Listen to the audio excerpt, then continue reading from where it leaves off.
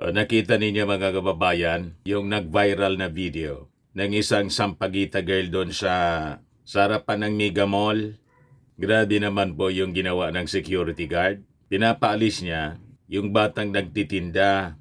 Estudyante pa naman yon. Ang ibig sabihin, paglabas niya ng eskwelahan, pumupunta pa siya mga kababayan sa harap ng Mega Mall kasi laging matao doon para magtinda ng sampagita. Pinagmalabisan po ng security guard. Pinapaalis, inagaw mga kababayan yung panindang sampagita at sinira. Kaya by instinct, yung bata, sa galit po, lumaban. So, buti naman mga kababayan, nag-react agad yung management ng SM Mega Mall. Tinanggal po tinanggal yung security guard, pinatanggal at bawal na sa kanya na ma-assign pa mga kababayan sa anumang branch ng SM nationwide. Ito po yung gwardiya, ito yung bata. Kawawa yung bata. Mall guard who destroyed Sampaguita vendors, wares, axe. Yan yung ginawa ng gwardiya po. Napakawalang puso na gwardiya, mga kababayan. Barbaric yung ginawa. Yan po yung viral video mga kababayan. Panoorin po ninyo yung ginawa ng walang pusong gwardiya. Yan pinapaalis. Tapos inagaw bigla yung inagaw yung sampagita. Kaya yung instinct ng bata, lumaban siya. Yan pinagampas niya ng sampagitang nasira na. Siguro yan ang hanap buhay niya para makatulong sa sa kanyang pamilya. At siyempre may pambaon man lang po siya. Naka-uniform pa May bag pa siya ng gamit. Yan o itong bata, lagi ko itong nakikita dyan sa Mega Mall pag pumupunta ako ng Maynila. Pag pumupunta kami ni Mrs. ng Maynila, lagi ko yan binibigyan mga kababayan ng pera. Yan na batang yan. Familiar sa akin masyado. Pero itong batang ito, itong babaeng bata, na isang estudyante, I think kalalabas pa lang sa eskwela, hindi po familiar sa akin. Siguro, hindi ko lang po hindi ko na natsambahan, mga kababayan. Kapon, galing pa lang kami ni Mrs. dyan sa Mega Mall. Grabe. Matindi yung napakawalang hiya naman itong gwardiya. Bakit naisip niya? Pwede naman niyang pagsabihan yung bata mga kababayan na bawal dito kung talagang yun ang policy ng mall. Pero iwan ko lang po. Kasi naman po, malawak naman tong areang to, mga kababayan. May hagdan dyan pataas ng Mega Mall. Para pag malabisan niya yung bata, hindi naman siguro nakakaabala sa mga tao, mga kababayan na pumupunta sa mall.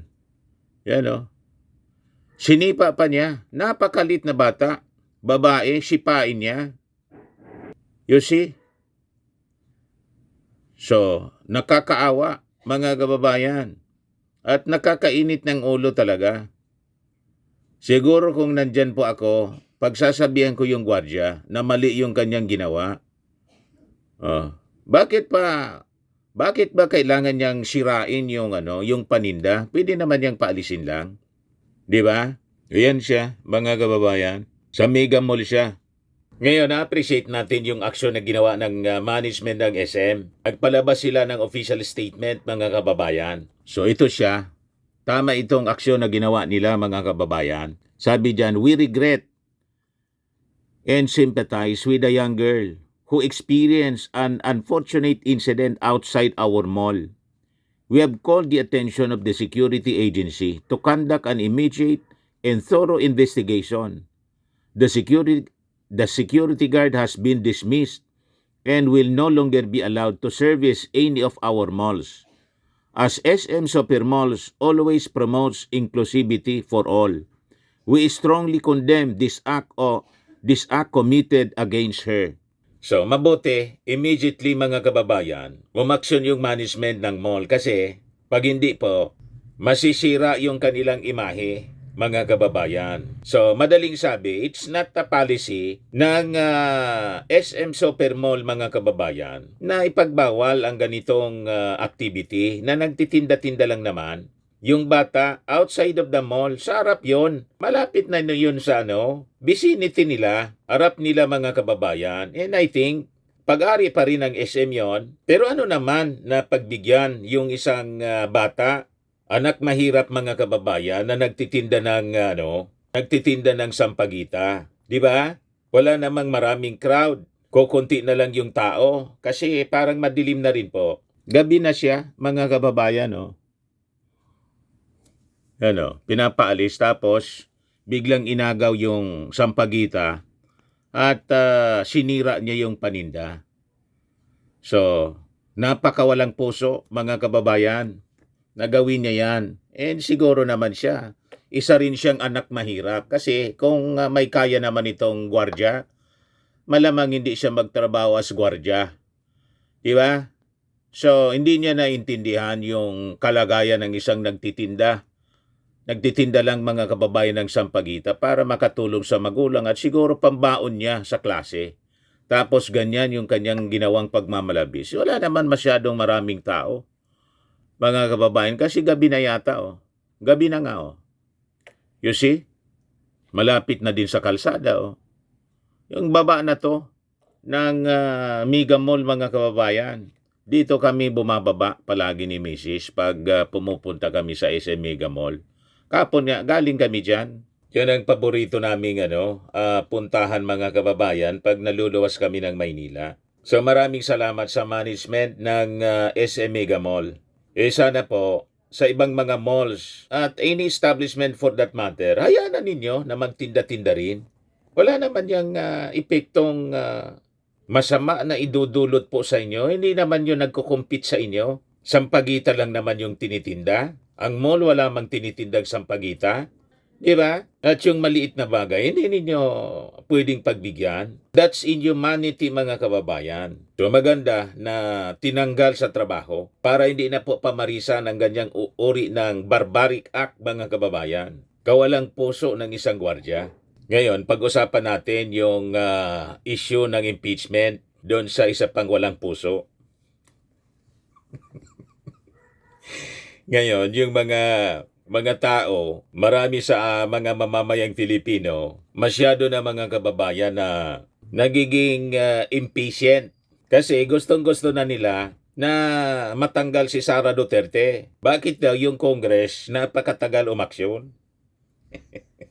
Maganda na sana yung ratings ng Congress. Tuwang-tuwa nga yung mga congressmen kasi linampasan na ni Speaker Martin Romualdez ang ratings ni Sara Duterte ng 9 points. Dahil sa mga investigations po na ginawa ng Quadcom at ng Committee on Good Government and Public Accountability. Ngayon, dahil dito sa matagal na aksyon sa endorsement ng impeachment po ng majority, baka bumaba yung ratings ng Congress nito. Pero may paliwanag, mga kababayan, si Congressman Abante ng Maynila. Ito yung balita ngayon. Abante other salons called to Duterte impeachment due to time limits. Kulang na sa panahon. Yan ang rason, mga kababayan, na sinasabi ni Congressman Abante ng Maynila. Kasi nga po, papaano na po, busy na sila para sa kampanya. Malapit na po yung kampanya kasi. Di ba? So, baka nga,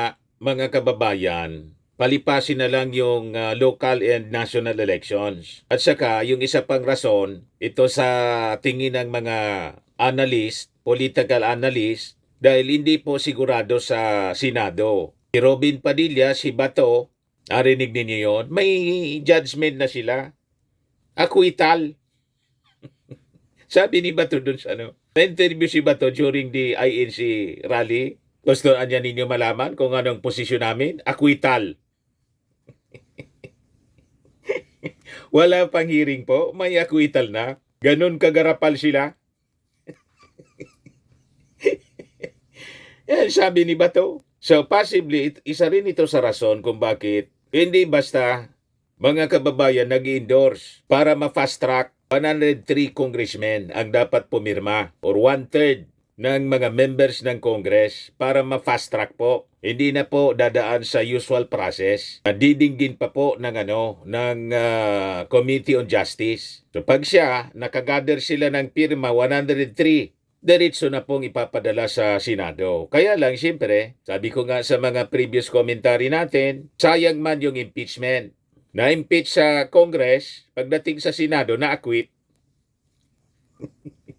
Although sabi ko nga po, pag in-acquit si Sara ng mga senador, iko-convict natin yung mga senador sa eleksyon. Tatablahin natin mga kababayan, hindi natin iboboto para hindi na makabalik sa Senado.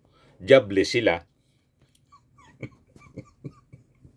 Ganon lang po. If worse comes to worse, gawin nating jobless ito mga kaalyado ni Sara para amanos.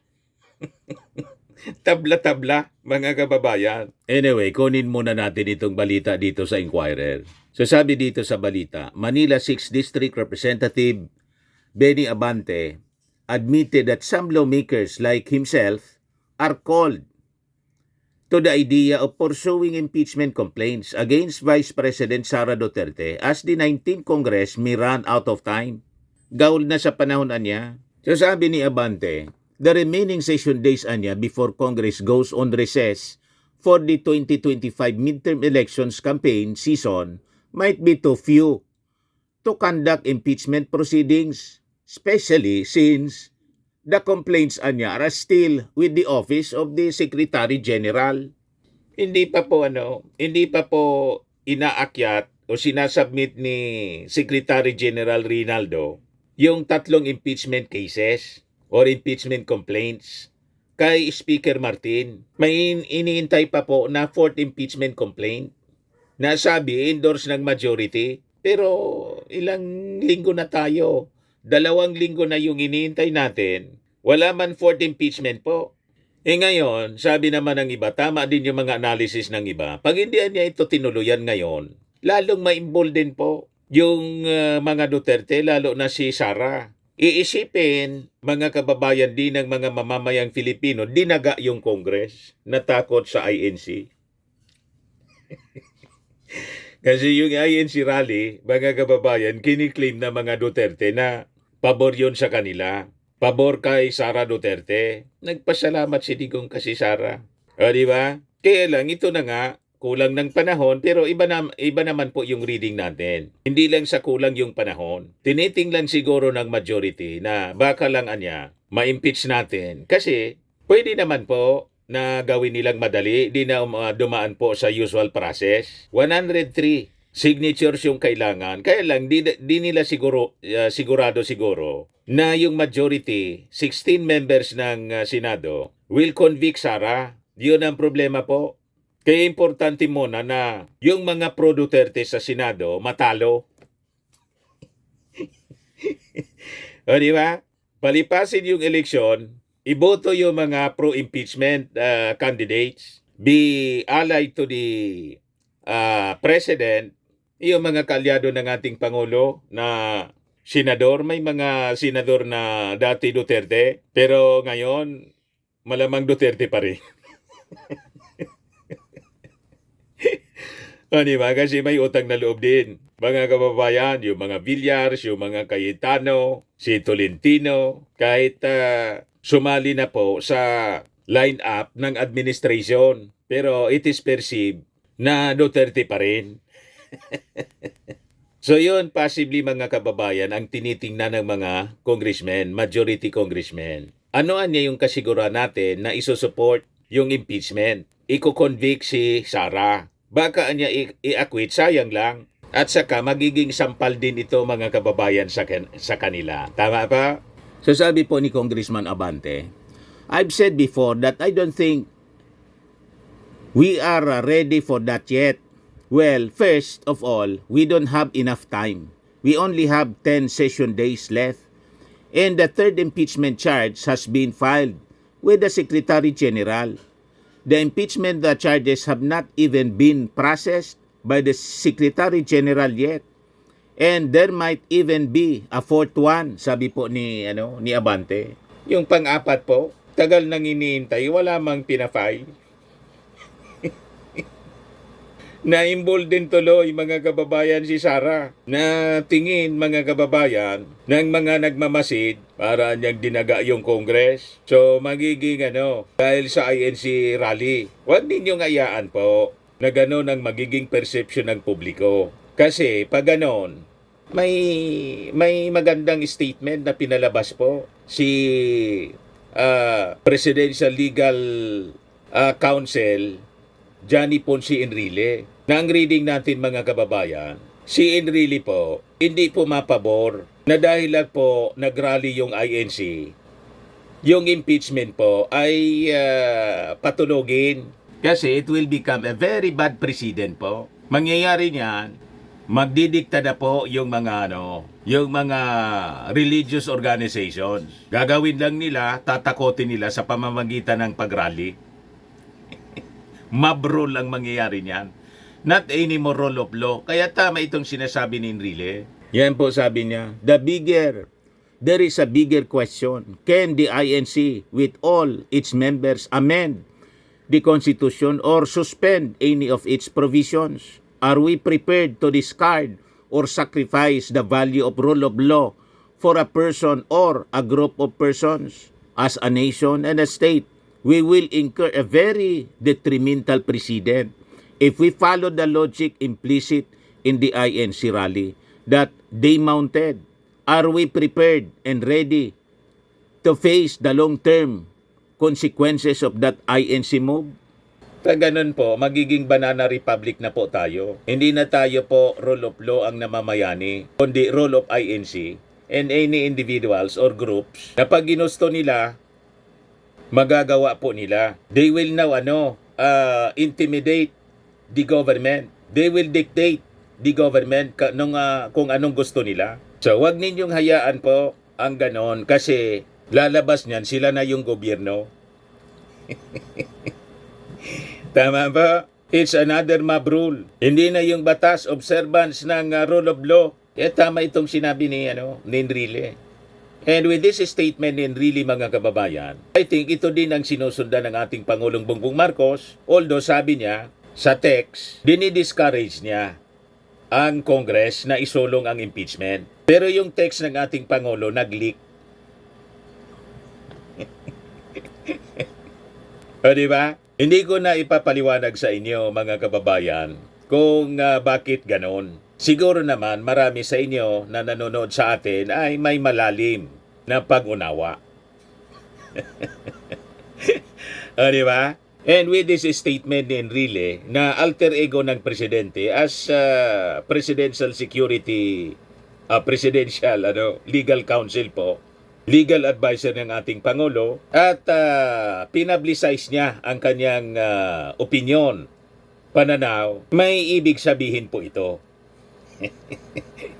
Tama ba? May malalim na ipinapahiwatig mga kababayan yung Palasyo Malacanang through the Presidential Legal Counsel.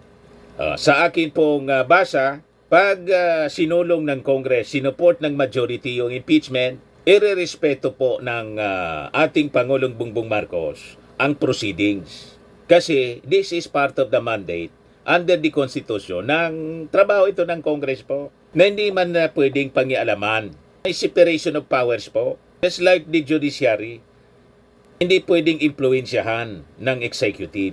Co-equal, mga kababayan, ang Congress with the executive department. Nakita po ninyo, mga kababayan? O ngayon, ituloy natin yung sinabi ni Abante. So, paliwanag po ni Abante. So, when that comes out of the Secretary General's office niya, it will go to the Speaker for review. In reality, though, there's no time left. 10 session days is too short for that. And it's not just that. It's already campaign season niya. The elections are near. And then it will be transmitted to the Senate. And we are not even sure if the Senate will take it up. Kasi po yung kampanya ng mga kakandidato sa pagkasenador will start on February 13 yata. 90 days yung kanilang kampanya. So pag nasa kampanya na po yung mga kandidato sa pagkasenador, hindi naman po yan on recess na po sila. Babalik sila mga kababayan after the election. Bagong kongreso na, bagong senado. Kasi yung 12 na tatapos, 12 senators po, yung iba na mga re-election ni senators, mga kababayan, kakampi pa ni tulad ni Bato, ni Bongo, kakampi ni Sara Duterte. At marami pang mga senador dyan na may utang na loob sa mga Duterte, kaya naglalaro po.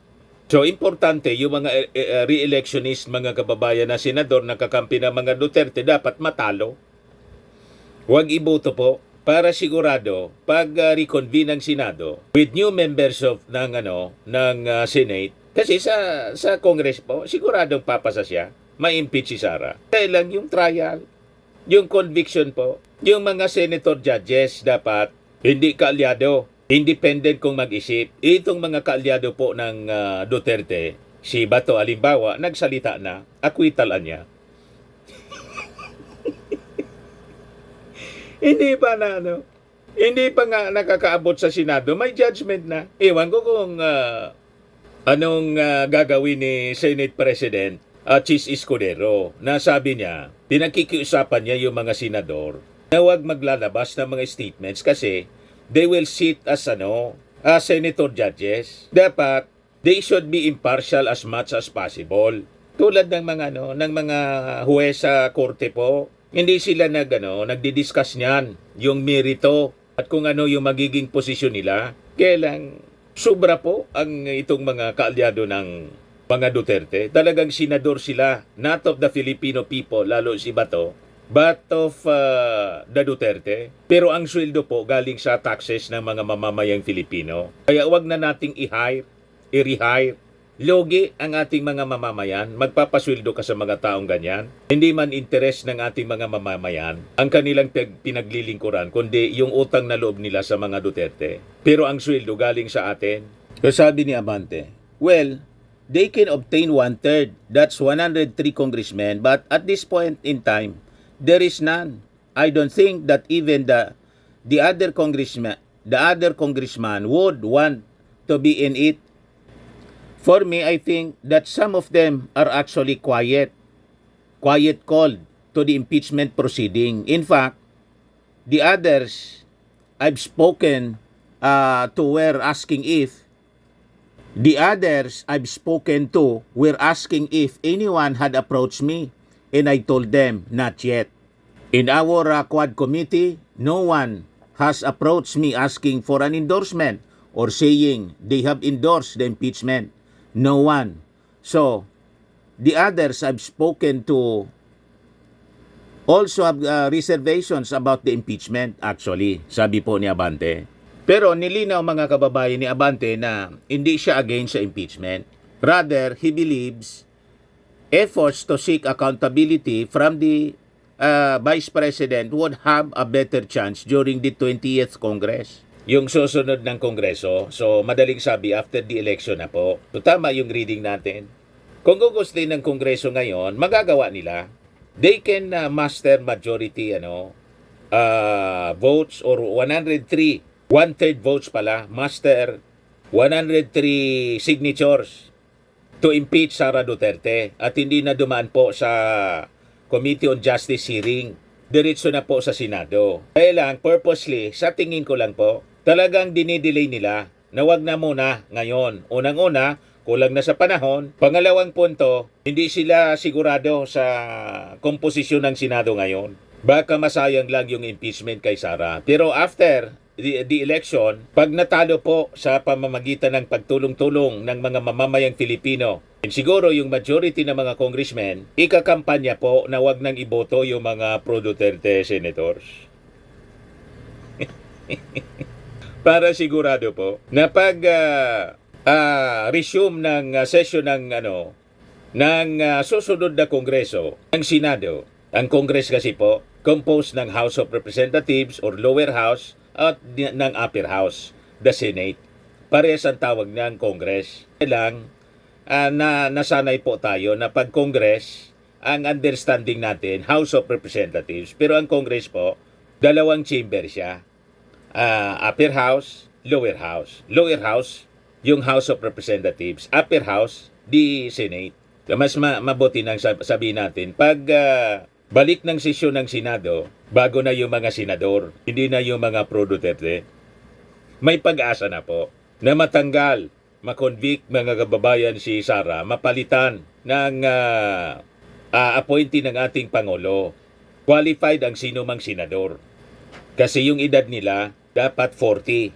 40 up. Yung vice presidente kasi. Yung sa Congress may mga bata pa. So dapat 40 up din na congressman. Siyempre kung sino yung gusto ng ating Pangulong Bongbong Marcos na magiging vice presidente pag na tanggal si Sara.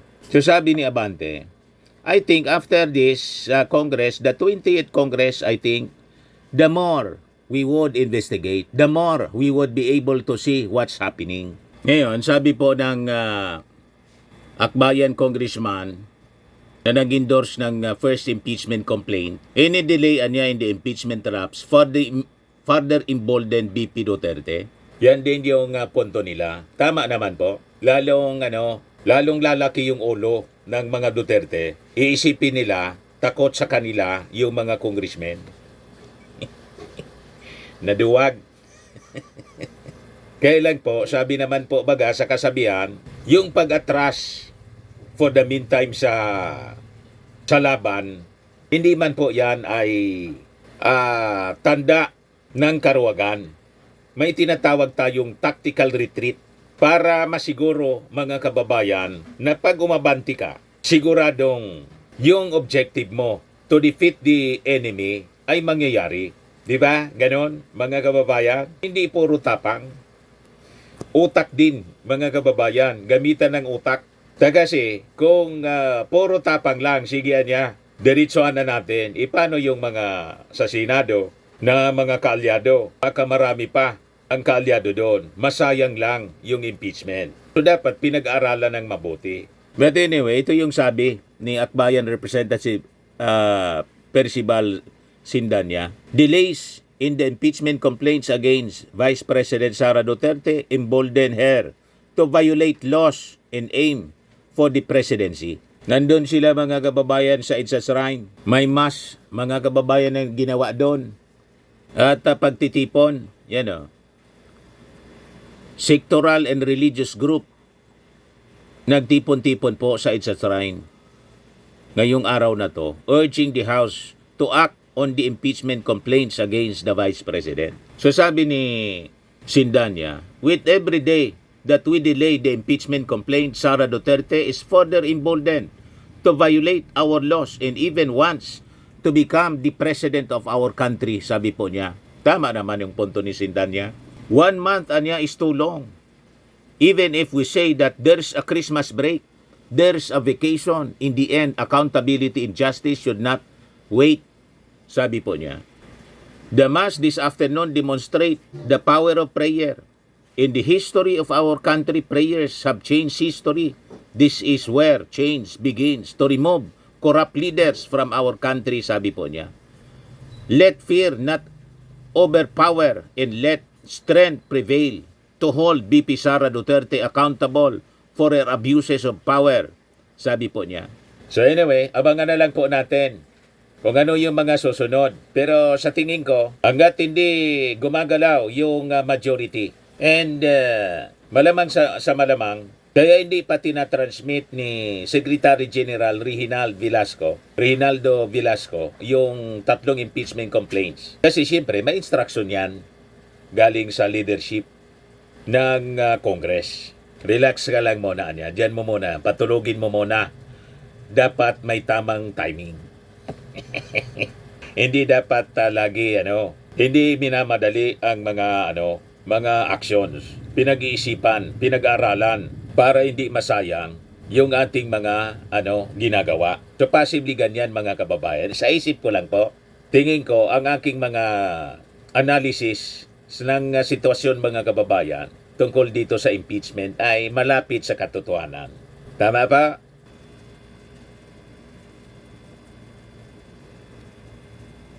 Sa mga naghanap ng malinis and spacious fitness gym, pumunta lang po kayo sa aming Colossal Fitness Gym. We also offer Grab Car Rental with our brand new 2023 model ng Toyota Innova. We also accept booking for those who are planning to travel via PAL, Cebu Pacific, and other airline companies, local and international, and bills payment for Meralco Bills, PLDT, Aleco Bills, etc.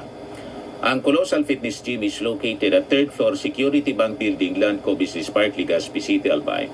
For inquiries, look for Chilon Maravillas. Contact number 0966-802-0949. Yan yung aming Innova. Lagi na pong matao sa amin. Pati mga foreigners po, tingnan ninyo. Mga British tourists sila. Ang lalaki ng katawan na, mga kababayan, nag-gym sa amin. Ito naman po, Indian National. Ito mga mga European sila. Ito naman yung bago naming product na binibenta online, iGlow Serum. Whitening po siya galing sa South Korea. Tingnan ninyo yung epekto sa aking anak na architect entrepreneur, Riz Maravillas. For inquiries, look for Riz Maravillas on FB. Ito naman po, Firmax Firming and Lifting Cream. Pinapahid po ito sa mga pulses and affected area. Mainam po ito sa mga pains at paninigas na mga kaso-kasuan. Ito po, Automax Radiant Serum. Sa mukha naman yung application. Anti-aging po siya. You will look 10 years younger than your age. Sa mga cancer patients naman po, baka lang gusto ninyo itong itry. Nengxia Red Mixed Fruit Drink. Hindi man po siya gamot, food supplement siya. Kaya lang, gawa siya mga kababayan sa goji berry. Yung goji berry may anti-cancer properties. Yung mga inquiries ninyo, dumiritso na lang kayo sa aming messenger sa Facebook para masagot namin agad. Ayos po. Ako po si Dante Maravillas. Bye-bye. God bless.